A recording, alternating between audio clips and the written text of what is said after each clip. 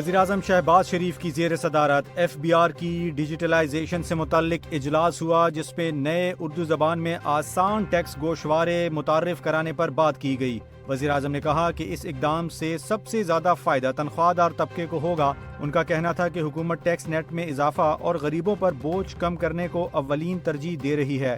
اجلاس میں digital invoicing کو بھی اردو میں متعارف کروانے کی ہدایت دی گئی۔ وزیراعظم نے ایف بی آر اصلاحات میں شفافیت کے لیے تھرڈ پارٹی ویلیڈیشن کو بھی ضروری قرار دیا۔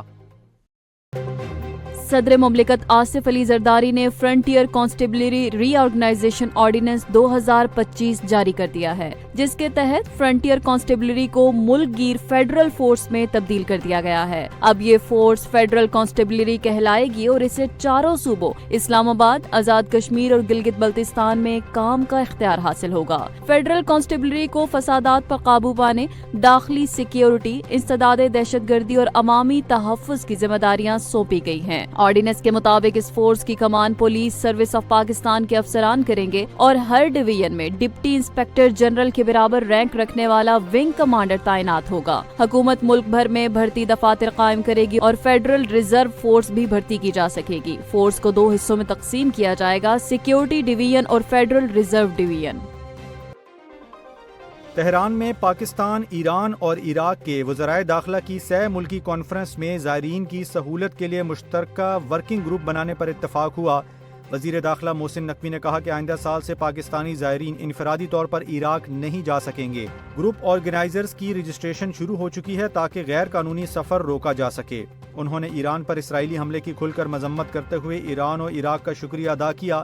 محسن نقوی نے کہا کہ پاکستان اور ایران ہمیشہ بھائی تھے اور بھائی رہیں گے۔ ملک بھر میں پہیہ جام ہڑتال کے اعلان کے بعد وفاقی وزیر خزانہ محمد اورنگزیب نے تاجروں کو مذاکرات کی دعوت دے دی ہے۔ کراچی میں overseas investors chamber of commerce میں میڈیا سے خطاب کرتے ہوئے انہوں نے کہا کہ تاجر اسلام آباد آئیں، ہم بیٹھ کر معاملات پر بات کریں گے اور ان کے تحفظات دور کرنے کی کوشش کریں گے۔ وزیر خزانہ نے وضاحت کی ہے کہ ایف بی آر کے نئے اختیارات کا انکم ٹیکس سے کوئی تعلق نہیں، بلکہ یہ صرف ان افراد پر لاگو ہوں گے جن پر 5 کروڑ روپے سے زائد کا سیلز ٹیکس غبن ثابت ہو۔ انہوں نے کہا کہ ایف بی آر کے اختیارات کے خلاف بے بنیاد پروپیگنڈا کیا جا رہا ہے، جبکہ یہ اختیارات پارلیمنٹ کی اسٹینڈنگ کمیٹی کی مشاورت سے منظور کیے گئے ہیں۔ وزیر خزانہ نے گورنر اسٹیٹ بینک اور کمرشل بینکوں کے صدور سے بھی ملاقات کی اور پاکستان کی مالی صورتحال پر تبادلہ خیال کیا۔ انہوں نے کہا کہ تنخواہ دار طبقے کو دستیاب مالیاتی گنجائش کے مطابق ریلیف دیا جا چکا ہے۔ زرعی شعبے اور چھوٹے کاروباری اداروں کے لیے فائنینسنگ میں بھی بہتری آئی ہے۔ امریکی ریاست میساچیوسیٹس کے شہر فال ریور کے نرسنگ ہوم میں خوفناک آگ لگنے سے 9 افراد ہلاک، زخمیوں میں 1 کی حالت تشویشناک ہے جبکہ 5 فائر فائٹرز بھی متاثر ہوئے۔ حکام کے مطابق آگ لگنے کے بعد کئی افراد نے کھڑکیوں سے کود کر جان بچانے کی کوشش کی۔ ریسکیو ٹیموں نے فوری کارروائی کرتے ہوئے متاثرین کو ہسپتال منتقل کیا۔ آگ لگنے کی وجوہات جاننے کے لیے تحقیقات جاری ہیں۔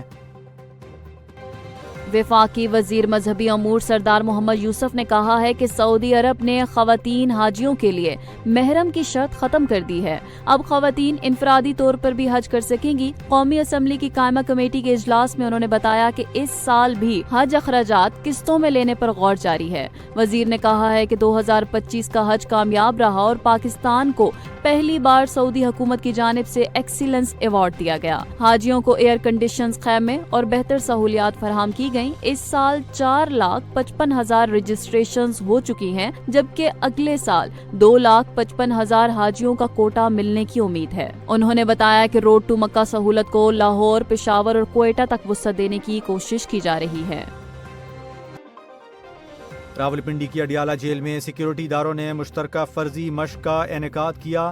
اس مشق میں پنجاب رینجرز، پولیس، بم ڈسپوزیبل اسکواڈ اور دیگر اداروں نے حصہ لیا۔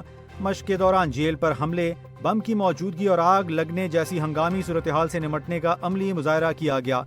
فرضی زخمیوں کو اسپتال منتقل کرنے کی مشق بھی کی گئی۔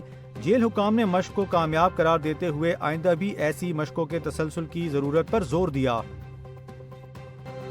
पाकिस्तान स्टॉक एक्सचेंज में तारीखी तेजी का रुझान जारी है और कारोबारी हफ्ते के पहले दिन 100 इंडेक्स ने नया रिकॉर्ड कायम करते हुए 1,35,000 पॉइंट्स की हद भी अबूर कर ली है। वजीर आजम मोहम्मद शहबाज शरीफ ने पाकिस्तान स्टॉक एक्सचेंज की इस तारीखी सतह अबूर करने पर खुशी का इजहार किया है। उन्होंने कहा कि ये संगे मील मुल्क की मुआशी पॉलिसियों पर कारोबारी बरादरी के एतमाद का मजहर है। वजीर आजम ऑफिस के मीडिया विंग से जारी बयान में शहबाज शरीफ ने कहा कि हालिया मुआशी अशारिये जाहिर करते हैं कि हुकूमती पॉलिसियों की समत दुरुस्त है। वजीर आजम ने कारोबारी तबके को यकीन दिलाया कि हुकूमत मुल्क में कारोबार दोस्त माहौल फराहम करने के लिए पुरअज़्म है। उनका कहना था कि पाकिस्तान अब मुआशी इस्तेहकाम से तरक्की की तरफ बढ़ रहा है और हुकूमत अवामी फलाह बहबूद के लिए पूरी लगन से काम कर रही है।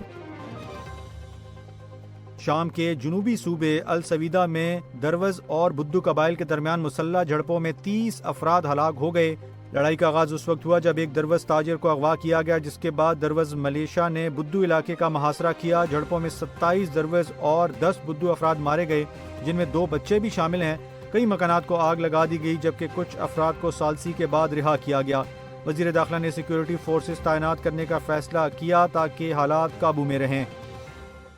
वफाकी वजीर रेलवे मोहम्मद हनीफ अब्बासी ने कहा है कि रेलवे मुलाजमीन की फलाह बहबूद उनकी अव्वलीन तरजीह है और रावलपिंडी रेलवे अस्पताल को जदीद तर्ज पर अपग्रेड किया जा रहा है। ये मंसूबा Islamic international medical college trust के इश्तराक से ज्वाइंट वेंचर के तौर पर मुकम्मल किया जा रहा है। इजलास की सदारत करते हुए उन्होंने ऐलान किया कि अस्पताल को 500 बिस्तरों पर मुश्तमिल जदीद तिबी मरकज में तब्दील किया जाएगा, जहाँ state of the art machinery और तमाम जरूरी सहूलियात दस्तयाब होंगी। रेलवे मुलाजमीन और उनके अहले खाना को मुकम्मल तिबी तहफ़्फ़ुज़ हासिल होगा, जबकि यौमिया 5,000 मरीजों के इलाज की सहूलत फराहम की जाएगी। मोहम्मद हनीफ अब्बासी ने कहा है कि ये अस्पताल सिर्फ रेलवे का नहीं बल्कि आवाम के एतमाद और सेहत की अलामत होगा। मुल्क भर में पेट्रोलियम मसनूआत की कीमतों में आइंदा 15 रोज के लिए इजाफे का इम्कान जाहिर किया गया है। जराए के मुताबिक आलमी मंडी में खाम तेल की कीमतों में इजाफे के रुझान के बायस पेट्रोल 6 रुपए 60 पैसे और हाई स्पीड डीजल 5 रुपए 27 पैसे फी लीटर महंगा होने का इम्कान है। इसके बरक्स मिट्टी के तेल की कीमत में 3 रुपए 74 पैसे और लाइट डीजल में 2 रुपए 23 पैसे फी लीटर कमी की तजवीज दी गई है। ओगरा पेट्रोलियम मसनूआत से मुतलिक वर्किंग 15 जुलाई को हुकूमत को अरसाल करेगा, जिसके बाद वजीर आजम हतमी मंजूरी देंगे। ओगरा को ऑयल इंडस्ट्री की जानिब से कीमतों से मुतलिक वर्किंग पहले ही मौसूल हो चुकी है। समरी की रोशनी में नई कीमतों का ऐलान मुतवक्के है। इंग्लैंड और भारत के दरमियान खेले गए तीसरे टेस्ट मैच में इंग्लैंड ने सनसनीखेज मुकाबले के बाद 22 रन से कामयाबी हासिल कर ली और सीरीज में 2-1 की बर्तरी हासिल कर ली। इंग्लैंड ने पहली इनिंग्स में 387 और दूसरी इनिंग्स में 192 रन बनाए, जबकि भारतीय टीम पहली इनिंग्स में 387 और दूसरी इनिंग्स में सिर्फ 170 रन पर ढेर हुई। इंग्लैंड की जानिब से जो रूट ने शानदार बैटिंग का मुजाहरा करते हुए दोनों इनिंग्स में मजमूई तौर पर 144 रन स्कोर किए। बॉलिंग में जोफ्रा आर्चर ने मजमूई तौर पर दोनों इनिंग्स में 5 विकेटें हासिल की। भारत की जानिब से केएल राहुल ने उम्दा बैटिंग की और मजमूई तौर पर 139 रन बनाए, जबकि जसप्रीत बुमराह ने इस टेस्ट मैच में 7 विकेटें हासिल की। पाकिस्तान जूनियर हॉकी टीम को भी भारत जाने की इजाजत न देने का फैसला सामने आ गया है, जिसके बाद नवंबर-दिसंबर में भारत में schedule FIH junior hockey world cup में शिरकत पर सवालिया निशान लग गया है। जराये के मुताबिक एशिया कप में शिरकत के लिए भी इजाजत नहीं दी गई थी और पाकिस्तान हॉकी फेडरेशन PHF को पहले ही आगाह कर दिया गया था कि इस साल कोई भी कौमी टीम भारत नहीं जाएगी। फेडरेशन अब इस फैसले पर बाज़ाब्ता ऐलान करेगी। FIH ने जूनियर हॉकी वर्ल्ड कप का शेड्यूल जारी कर दिया है, जो 28 नवंबर से 10 दिसंबर तक भारत में खेला जाएगा। पाकिस्तान और भारत की टीमें ग्रुप B में शामिल हैं, ताहम मौजूदा सूरत हाल में पाकिस्तान की शिरकत मुश्किल नजर आती है।